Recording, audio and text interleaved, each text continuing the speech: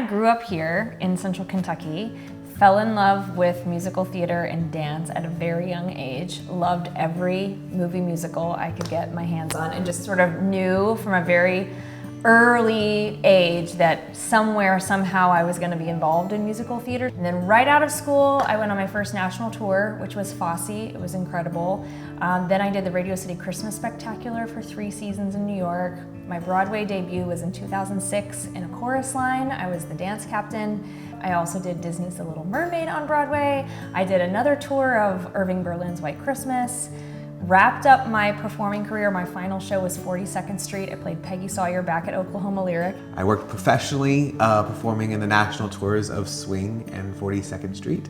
And then I started managing Broadway shows. And the last part of my career in New York was as an associate general manager for Broadway shows.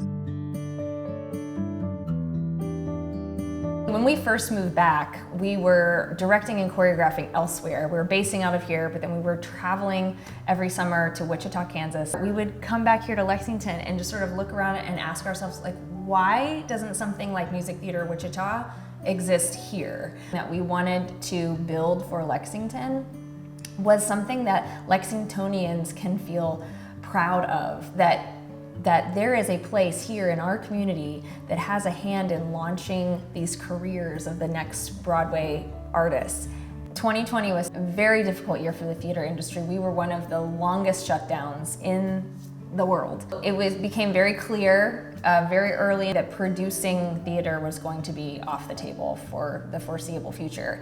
And so, we were looking at our mission, which is twofold: creating professional theater, training the next generation of theater artists. So we were like, well, if we can't teach through the productions, let's figure out a way to keep teaching. And so we turned to Zoom and we started doing online workshops. And that first summer in 2020, my goodness, we had hundreds of people tuning in from all around the country. And then people loved the classes so much that we just kept going. And then as soon as we were able to safely be in person again, we started tiptoeing our way back into in-person classes. We truly have classes for all ages and in all disciplines that relate to musical theaters. The exciting thing now is that we are in our home and we have places to do those classes. We were very lucky that there were organizations and places in town that let us use their space for classes. But now to have all of that happening here under our roof, when we're gonna have rehearsals for the professional company during the day and then we're gonna have classes at night, this building is just gonna be buzzing